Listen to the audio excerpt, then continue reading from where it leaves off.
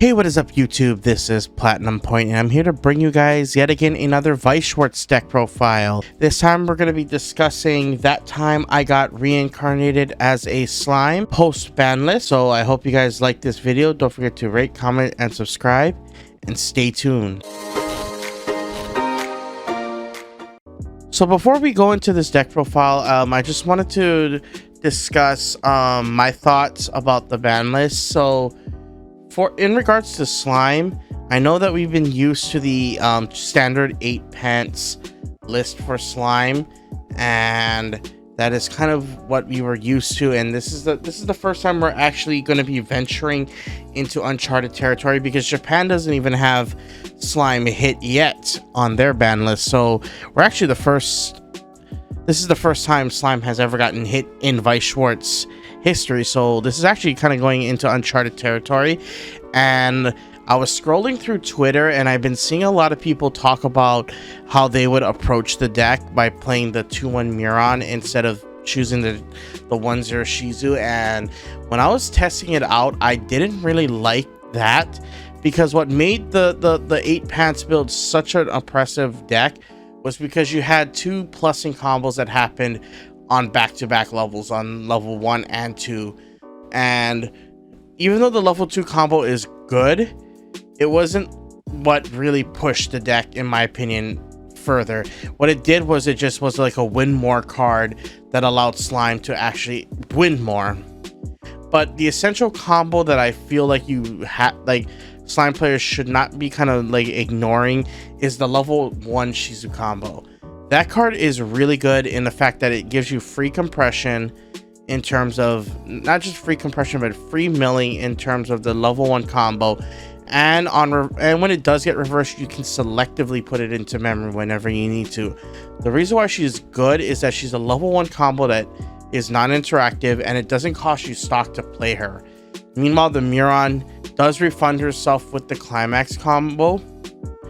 But if you don't have that climax combo, you're essentially having just 2-1 beat sticks that will only refund you on attack. At least with the climax combo, it allows you to refund with the climax combo and plus off of the attack in terms of stock investment. But the problem is there's so much setup that you have to go into that I feel like it's not necessary. And I think if you go back to earlier slime builds, slime actually was doing fine without the Muron in the form of just the pants door.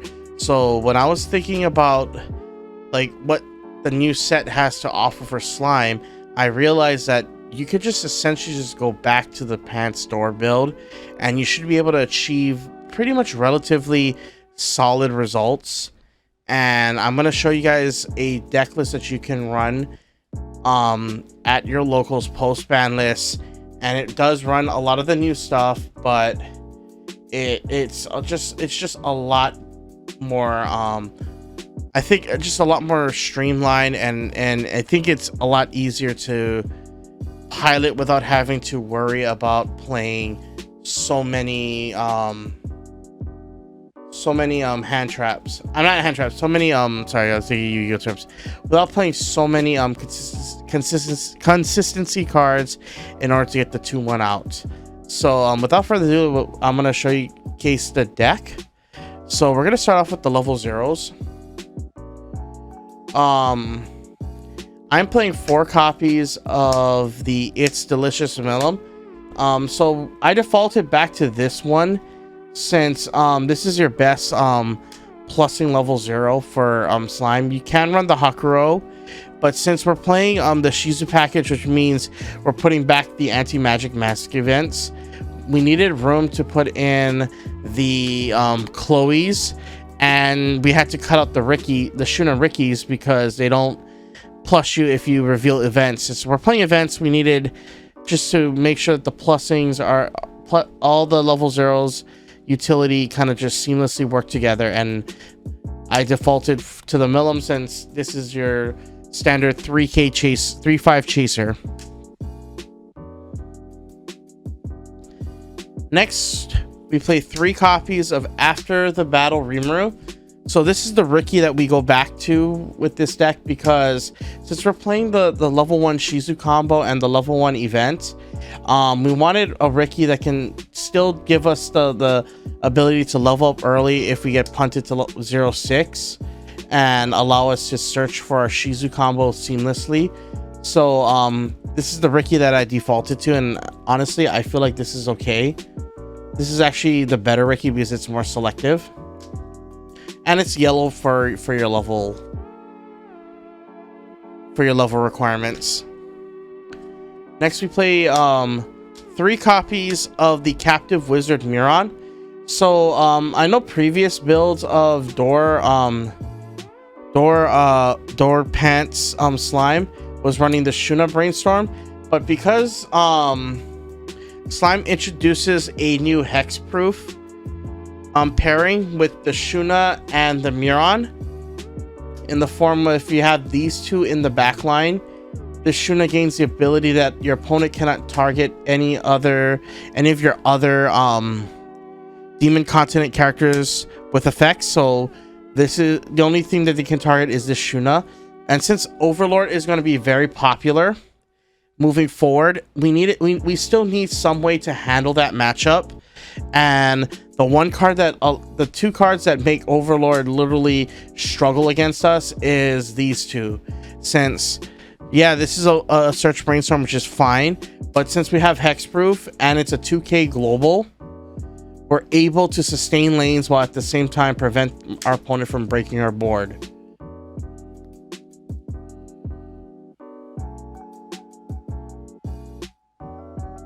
So that's why I play the pair, this pair. Next we play 2 copies of All to Oneself Chloe. So this is basically an on-play 3500 beat stick, and then you can discard a demon continent character to search the 1/1 event, which is right here, the Anti-Magic Mask event.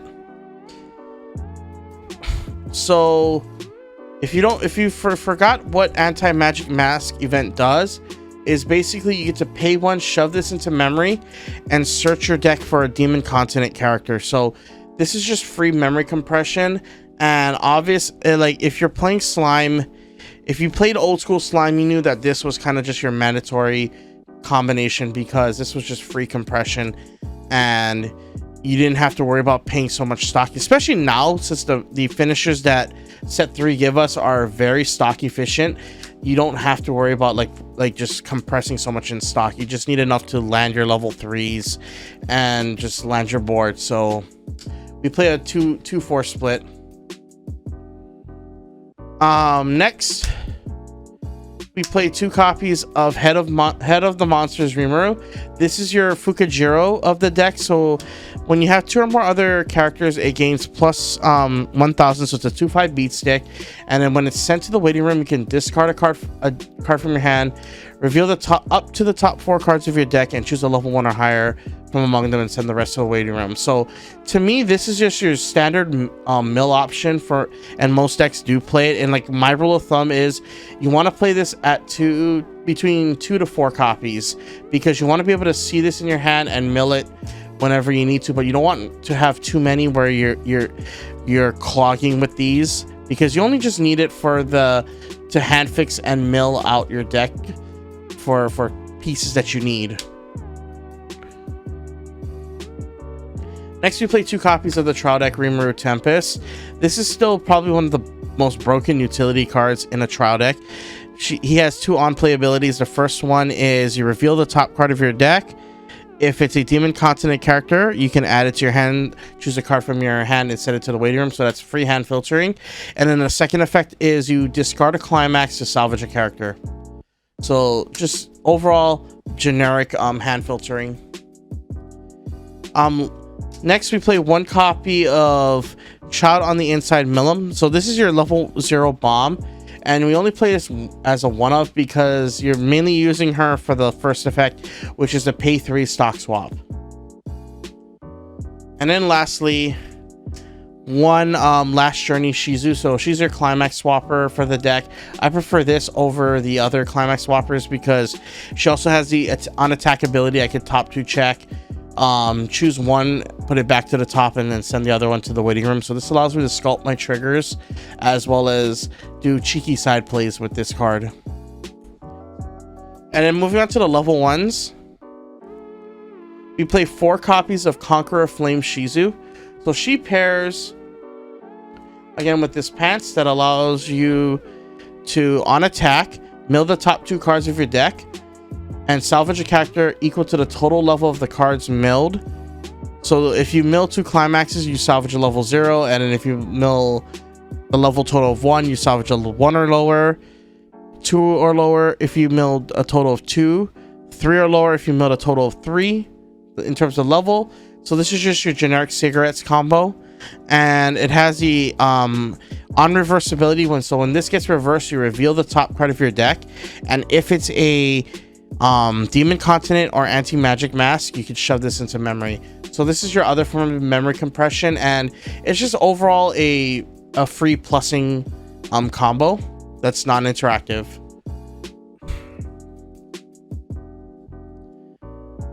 Next, we play 2 copies of the Demon Lord Ramiris.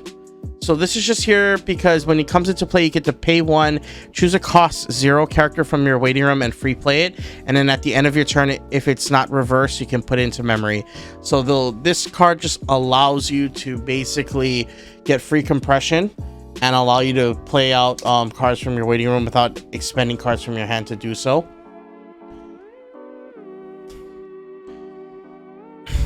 And then lastly, we play 1 copy of the Onward to Paradise Rimuru.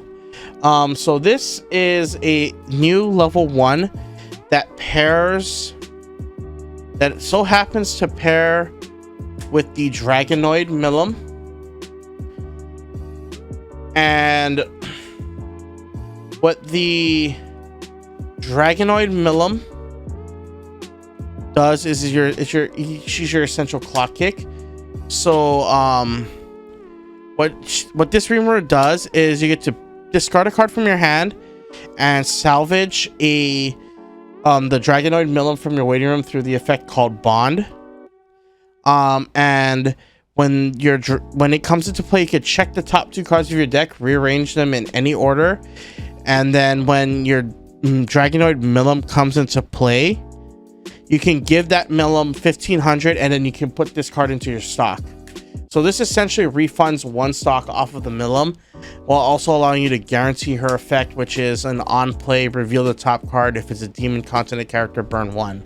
So this allows you to filter to see if you can hit the combo, hit her effect, and then try to guarantee the hit, as well as refund her to make her a plus 1500 to 3-1, essentially 3-1 beat stick. And then lastly, for the level 1s, again, just revealing it one more time, 4 copies of the Anti-Magic Mass. And then for the level 2s, we play 1 copy of the Glare Rimuru, which is your anti-early play backup, which is a pay 1 for the backup event, and then discard 2 cards to send a character whose level is higher than your opponent's current level to the waiting room. So you just use this to anti-early play, and since Overlord's is gonna probably have an increase in play, you just want this in your deck to check the Eins. And then again, 2 copies of the Quiet Anger Shuna to wrap up the level 2s. Now moving on to the level 3s, we play 2 copies of the Dragonoid Millum. So she's your secondary finisher of the deck. So when she comes into play, you get to reveal the top card of your deck and burn 1 if it's a demon if the revealed card is a demon continent character. And whenever your other characters attack, she gains an additional plus 1k. So what I like to do is often when I want to field 1, I want to make sure that I bond for it first with this Rimuru, so I can fetch this back, play it out. After I do the top check, reveal the card that I want to use to further burn 1, shove this into memory, and give this a plus 1500. So she becomes already an 11k beat stick, and with the Shuna and the Shuna and Muron in the back row, she becomes a 13-5. No, not 13-5. A 13k beat stick with hexproof, so they can't target her down. And if your other characters attack, she'll be swinging for 15k, which is really nice. So that's why I kind of like this pair, because it just allows you to guarantee that your Milim will get the clock kick, which is the clock kick effect, which is it requires you to reverse an opponent's character, and if you do, pay 3 clock kick. So we play 2 copies of this Dragonoid Milim. Next, we play 2 copies of Achieving Vindication Xion. So she's another early play that you have access to in this deck. So her early play requirement is 2 or less climaxes in your waiting room, and then she's a stock heal. So you just play her for stock healing and allow us to maintain early game advantage. And then we play 3 copies of the Memories of Japan Shizu. So she's another early play whose early play requirements is that you have 2 or more copies of this Shizu in memory, and she gets -1 level. And when she's on the board, if you have 2 or more other characters, she gains plus 1500 and hand on core. So she's already at 10-5. And with the Shuna, which you're gonna try to land out at level 2, with the Muron, she's a 12-5 beat stick, and that gets hexproof. So that's why I like being able to play the old combo, because you get to take advantage of some of the new stuff that set 3 has to offer, and that is giving all your demon content characters hexproof. So being able to just have an early play heal that has hand on core and hexproof, and it's a 12-5 consistently, is just nuts. So that's why she's here. You play 3 copies of her. And then lastly, we play 3 copies of To the Strong Benimaru. So this is the new finisher that the deck has access to. Notice that I'm not playing a climax combo in this deck, and that's because thanks to sets 2 and 3 with Slime, we do have access to a lot of non-climax combo finishers, and this is probably the best non-climax combo finisher in the set. So what he does is he's an on-play heal, and then he has an experience effect that reads on attack.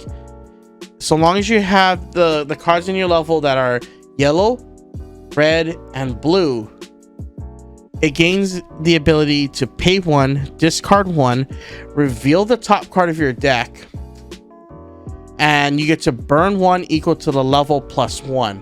So this is essentially an on-attack Musashi that allows you to swing in with 2 instances of damage built in on him.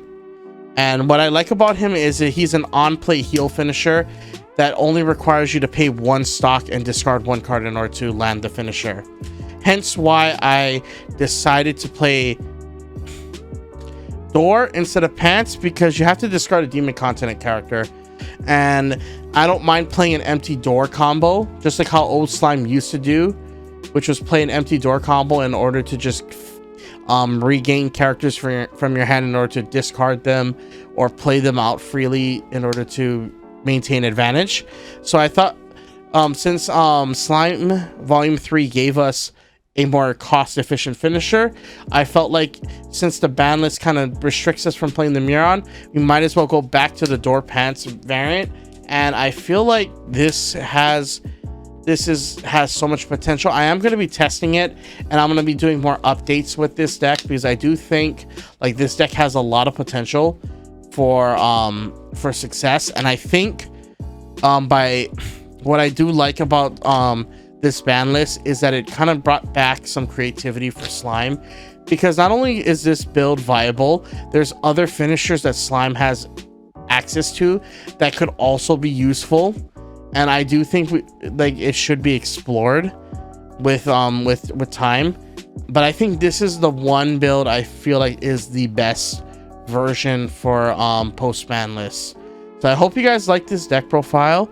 Don't forget to rate, comment, subscribe, false crack that like button, and stay tuned for another deck profile. We're probably going to be talking about Mushoku Tensei. I'm gonna be looking at Theory Crafting Sword Art Online 10th Anniversary because I do think it is salvageable, but you have to not run the Alice. So we're gonna be looking at other ways we can make that deck viable. So once again, this is Platinum Point. Don't forget to rate, comment, subscribe, false crack that like button, and stay on point, guys. Peace out.